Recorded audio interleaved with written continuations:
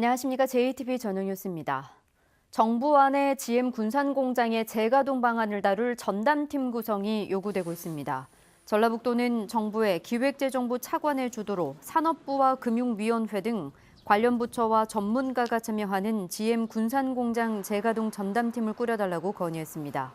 정부는 지난 5월 GM 군산공장의 재가동 방안을 신속하게 찾겠다고 말한 바 있습니다. 고군산군도의 해상 케이블카 설치 사업이 본격화할 것으로 보입니다.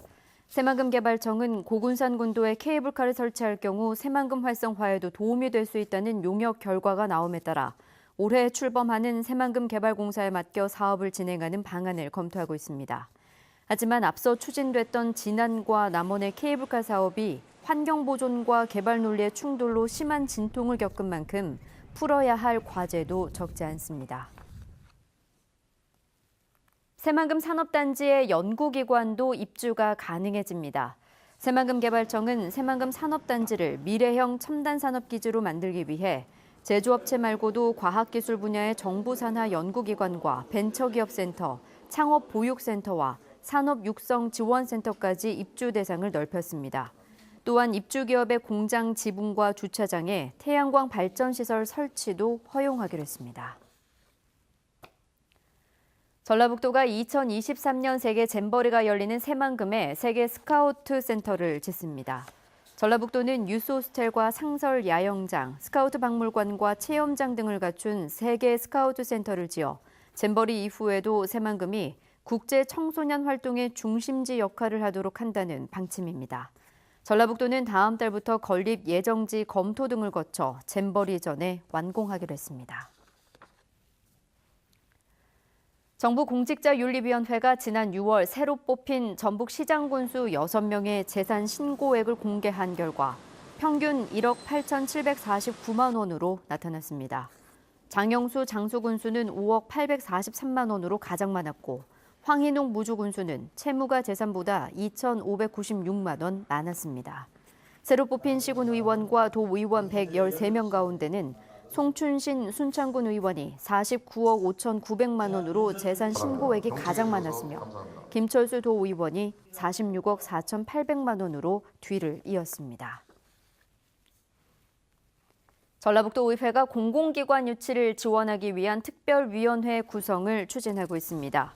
전라북도 의회는 이 특위를 통해 기존 입주기관과 연계해서 시너지 효과를 낼 수 있는 공공기관 유치 전략을 마련하고 중앙정치권과 유치 활동을 전개한다는 계획입니다.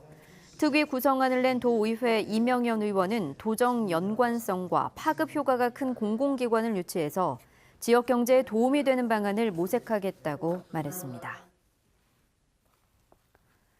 국회 이용호 의원은 인천국제공항공사가 추진하고 있는 패스트트랙이 부자와 가난한 사람을 따로 줄 세우는 행위라며 강하게 비난했습니다.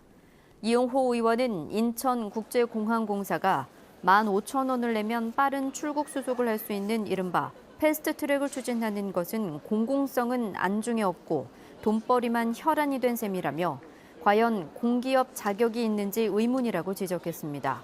이 의원은 출국 심사장의 줄이 길어지면 제도나 시설을 먼저 개선해야 한다면서 국회 국토교통위 위원으로서 이를 저지할 것이라고 말했습니다. 익산시가 전문 의약업체인 마더스 제약과 제3산업단지 분양 계약을 체결했습니다. 마더스 제약이 오는 2025년까지 38,000제곱미터에 550억 원을 들여 공장을 설치하면 모두 100여 개의 일자리가 생길 것으로 익산시는 기대하고 있습니다. 이번 분양 계약으로 익산 제3산업단지의 분양률은 65%를 넘어서게 됐습니다. 전북광역자활센터가 보건복지부 평가에서 전국 광역센터 가운데 3위를 차지했습니다.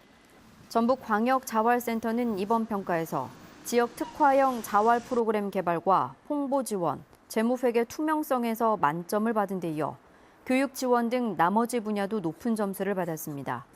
이승철 센터장은 전라북도의 지원과 적절한 자활기금 운용으로 좋은 평가를 받았다고 말했습니다.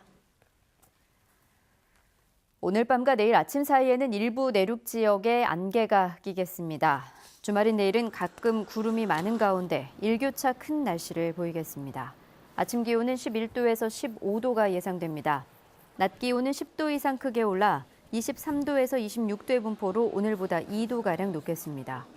전주기상지청은 당분간 아침 저녁으로 쌀쌀하고 일교차가 큰 날이 이어질 것으로 내다봤습니다. JTBC 8시 뉴스 예고입니다. 오늘부터 자동차 전 좌석 안전벨트 착용이 의무화됐지만 제대로 지켜지지 않는 경우가 많았습니다. 전주 혁신도시와 에코시대 중학교 설립이 무산되면서 신도심 학생들의 불편이 이어질 것으로 보입니다.